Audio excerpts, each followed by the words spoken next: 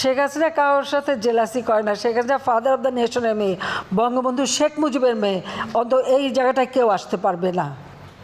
আর সেটাই আমার গর্ব, সেটাই আমার গর্ব। প্রধানমন্ত্রী এটা তো একটা সাময়িক ব্যাপার, কিন্তু আমি তো বঙ্গবন্ধু শেখ মুজিবের মেয়ে। আমি দেশও বেচি না, দেশের স্বার্থ বেচি না। আমি সবসময় দেশের স্বার্থ রক্ষা করেই চলি। তার জন্য অনেকবার ক্ষমতা আসতেও পারিনি, আমার কিচ্ছু আসে যায় না।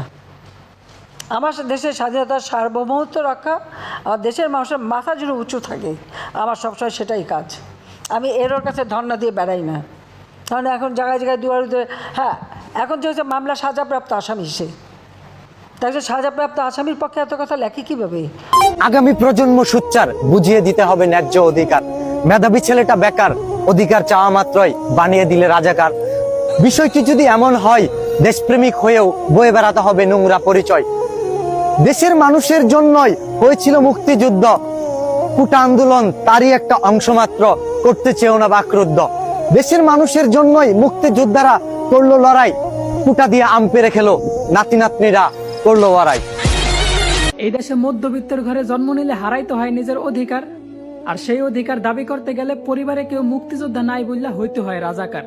তো বলি, দেশের জন্য মুক্তিযোদ্ধারা 9 মাস যুদ্ধ করছে মানুষের অধিকার ফিরিয়ে দেওয়ার জন্য। ভাই, সব সুযোগ সুবিধা শুধু তার 14 গোষ্ঠীরই দেওয়ার জন্য বললা যায় নাই।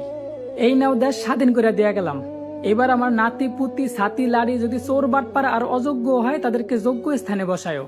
রক্ত দেওয়ার সময় কোনো মুক্তিযোদ্ধাই কিন্তু এই কথা বললা যায় নাই, বরং মানুষ যাতে তার যোগ্য অধিকার ফিরে পায় সেই জন্য হাজারো লক্ষ কোটি নারী পুরুষ রক্ত দিছে ভাই। আর আজকে যাদেরকে রাজাকার বলতাছেন না, দেশের প্রতি তাদের অবদান আপনারা কল্পনাও করতে পারবেন না।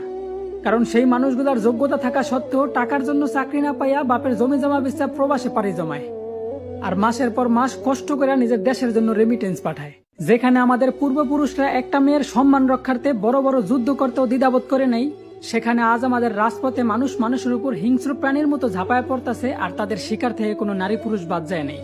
1000 বছর আগে বলে যাওয়া আমাদের প্রিয় নবীর কথাগুলা ভুল ছিল না ভাই। মানুষ এখন কি কারণে মরতেছে আর কি কারণে মারতেছে, এই দুইটা প্রশ্নের একটা উত্তরও কারো কাছে নাই। এখন বিচারকদের কানে কখনোই পৌঁছাইব না যদি বলি বিচার চাই বিচার চাই, কারণ বিচারকদের কান অনেক আগে থেকেই টাকা দিয়া বন্ধ করে দেওয়া আছে ভাই। তো পরিশেষে একটা কথা খুব দুঃখ নিয়েই বলতে হবে আমার, যে নিজের এক স্বাধীন দেশের নাগরিক হিসাবে পরিচয় দিতে লজ্জা হয় আমার।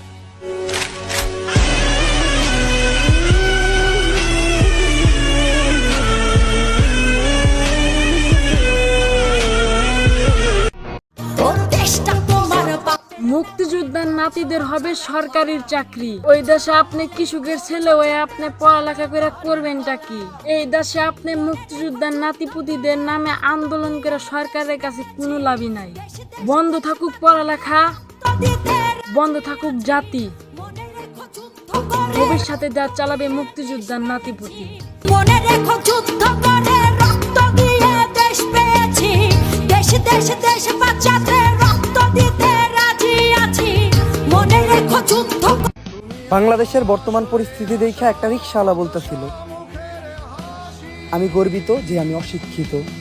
কত আদরে ভালোবেসেছি তোমার ওই মিষ্টি হাসি, তোমাকেই আজ বেঁধে